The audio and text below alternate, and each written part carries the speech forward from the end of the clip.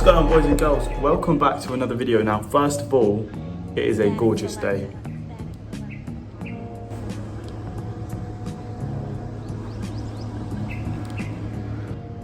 Unbelievable. Second of all, it's about time I made this video because I am someone who has come in and out of the gym feeling so many different emotions. I've gone incredibly happy, I've gone to the gym incredibly angry, I've gone to the gym so upset before. I've gone to the gym pretty much in every single emotional state, which got me thinking how I train when I'm happy and how I train when I'm sad, and sort of coming up with this recipe of how to train properly and what you're probably doing wrong. So without further ado, 4 steps, let's get into it. And also, if you're wondering why is this guy like telling me how to train properly, I'm in good shape.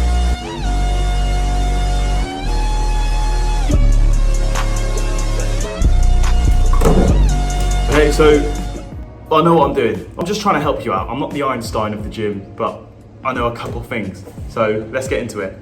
Okay, so this one actually doesn't really apply to people who are new to the gym. If you're new to the gym, that's great because it's a whole new experience. So that's good, that's great for you. So enjoy the experience, okay, of a new gym. For people who have been training already for quite some time, and they just need a bit more something to make them train better because they're not training as efficiently as they could be.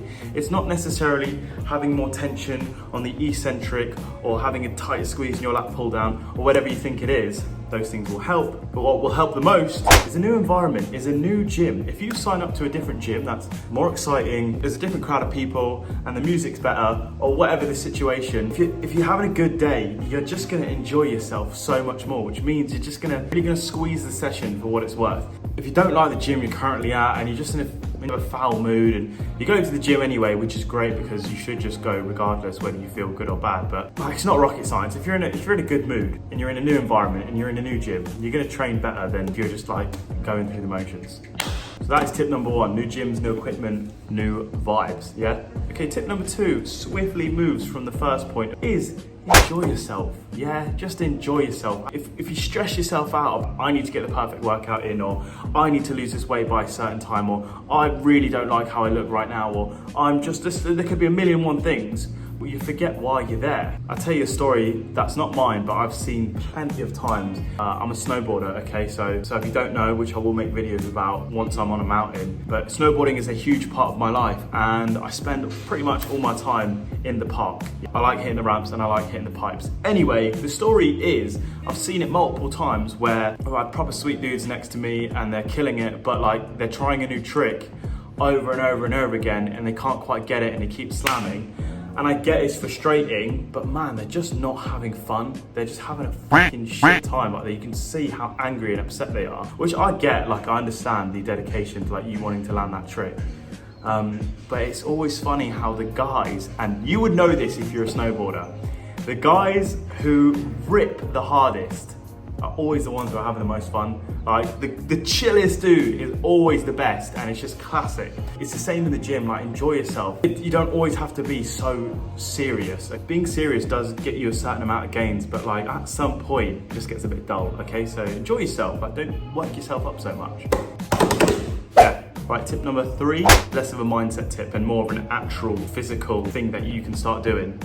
And I made this mistake because I was listening to people who didn't have the body I wanted. I was listening to like nerds essentially in the gym who would just have this perfect form, and but they just didn't look how I wanted to look at all. But for some reason, because they seemed like they had, I don't know, they seemed like they had all the answers, I listened for too long. And that is perfect technique. That is the biggest load of bullshit for beginner to intermediate gym goers that you could possibly ever hear. Look, Coach Greg, right, would not be happy with me saying this, but just let technique go out the window a little bit, okay? If you're on the last couple of reps, just swing it. Get those extra gains in, because you're not gonna rip your arm off by moving your elbow 2 centimeters. Honestly, so if you're doing what I was doing at the start because you've heard some senior citizen who only trains the treadmill saying to you, oh, well, you need to use the perfect technique, otherwise you're injuring yourself. No, that is for the trend twins, okay? Look at them, they're freaking huge. If you are some Mac Daddy, crazy, just well-rounded bodybuilder, technique is so important, because they're at that level where they are prone to injury, okay? Because one, they've been training for a long amount of time, like wearing and tearing their joints down. Even though training makes your joints stronger, it's a weird situation that happens to bodybuilders. But there's a number of reasons why they need proper technique. I'm not saying train like an idiot. Use like 80% of like a good technique, okay? But don't worry about people judging you if you start swinging your arms just a little bit, just to get the extra reps in. And like, it doesn't matter, because you're gonna make so much more gains. Actually loading, if you're loading the bar up, so not only should your technique be a bit questionable, but also you're training too light. And I also did this, because with good technique, you also you can't do good technique with heavy weights. You need like a relatively lighter weight to be able to even do the exercise properly. But you're not gonna get big if you train light, okay? So you need heavier weights, and heavier weights come with a little bit less technique. Don't take what I'm saying so just out the window. Billy Sam J said train like a fucking idiot and break both my kneecaps and spine in the meantime. No, don't deadlift 200 kg with a back bent like a frisbee, okay? It's not what I'm saying. I'm just saying let technique go out the window a little bit, okay? And you're on your way to making more gains, all right? And that's what we want, really. And number 4, yeah, is I might seem extroverted because quite a bubbly, outgoing person. I do like talking to people and going to social places. But realistically, on the inside, I'm very introverted. Like, that's because I get my energy like when I'm on my own. I could honestly spend like a whole month on my own and be happy, because when I leave, I've now gained all the energy I need to then like spread that across the world. Okay, so I'm technically quite introverted, which means I like to train alone, because I like me, like I like listening to the music I want to listen to. I like training the way I like training. I like doing everything that I like doing. So like, why would I want to train with someone else where we kind of have to maybe share music, or maybe share the pre-workout game plan, or maybe then we're not going to work out exactly how I want to work out, because it's a two-way street. I don't want to be selfish. If I'm training with someone else, we have to fit each other's needs. But if I'm training on my own, I can basically guarantee I can have the most efficient workout that I want.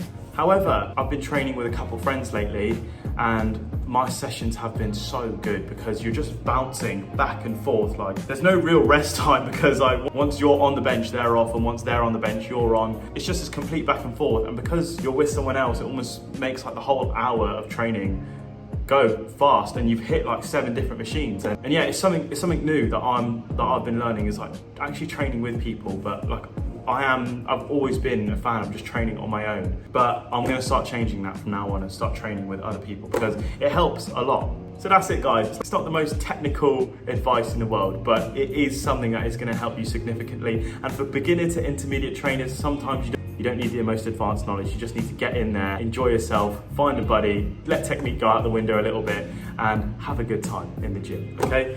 So if you guys enjoyed, hit that subscribe button. We just hit 200 subscribers. So happy, and I appreciate each and every single one of you guys. So stay tuned, stay strong, stay motivated, stay disciplined, and I'll see you in the next one. Yeah? Back in my Peace bag, out. it's like heated and dip. So cozy, my father sleep in this bitch. When I walk in rows and I don't know nobody, my Wi-Fi connected, I'm linked in this